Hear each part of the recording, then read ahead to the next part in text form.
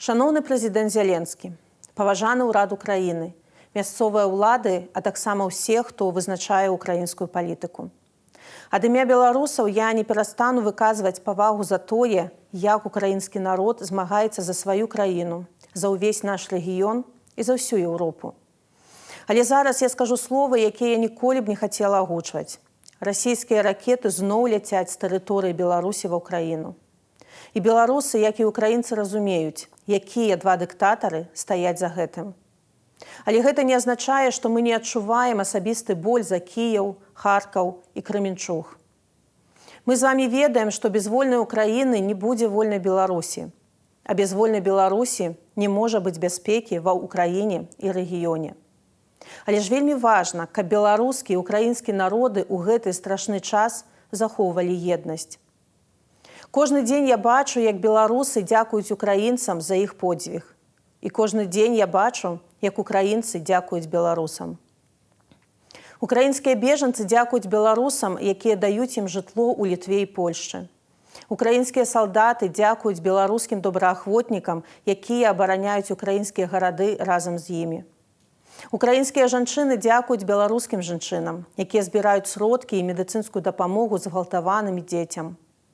Жыхары украінскіх гарадоў дзякуюць беларусам з дыяспары, якія не з'ехалі з Украіны падчас вайны і сталі валантэрамі. Украінскія спецслужбы дзякуюць актывістам, якія зладзілі канал «Беларускі гаюн» і адсочваюць перамяшканне войскаў на тэрыторыі Беларусі. Украінскія афіцэры дзякуюць беларускім партызанам, якія коштам свайго жыцця і здароўя блакавалі рэйкі, каб цягнікі не праходзілі ва ўкраіну. А украінскія маці дзякуюць беларускім маці, якія звоняць па ваенных частках і патрабуюць не адпраўляць іх сыноў на вайну супраць украінцаў. Вось што адбываецца паміж нашымі народамі.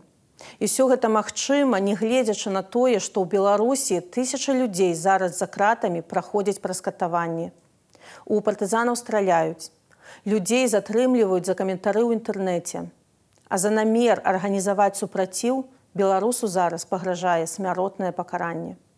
Прэзідэнт Зеленскі ў сваім звароце сказаў, што гэта расійскія ўлады хочуць пасеяць нянавісць паміж народамі Беларусі і Украіны.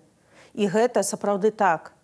І таму гэта час захоўваць адзінства насуперак агрэсарам. Прэзідэнт Зеленскі сказаў, што калі хтосьці з тых, хто запускае расійскія ракеты з тэрыторыі Беларусі, спадзяецца пазбегнуць адказнасці, яны памыляюцца. І гэта сапраўды так. Усе, хто адказны за ваенную агрэсію, за скарыстанне беларускай зямлі як палігона для расійскай тэхнікі, за гвалт супраць беларусаў і украінцаў, панясуць справядлівую адказнасць. І гэта будзе Лукашенка і ягоныя памагатыя, а не ўвесь беларускі народ. Прэзідэнт Зеленскі сказаў, што ад беларусаў зараз залежыць вельмі шмат. І гэта сапраўды так.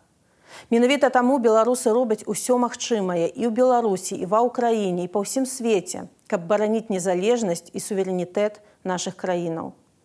Таму, паважаныя прадстаўнікі украінскіх уладаў, я звяртаюся да вас.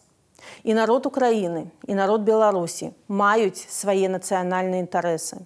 І зараз яны супадаюць, бо абодва нашыя народы хочуць вярнуць мірнае жыццё, пазбавіцца ад расійскай акупацыі і канчаткова перамагчы дыктатуру як з'яву. Нашыя народы зараз падтрымліваюць адно аднаго, і задача палітыкаў дапамагчы ім у гэтым. Не раз'яднацца тады, калі гэта дапаможа толькі ворагу. Беларусы зробяць усё магчымае, каб дапамагчы ўкраіне.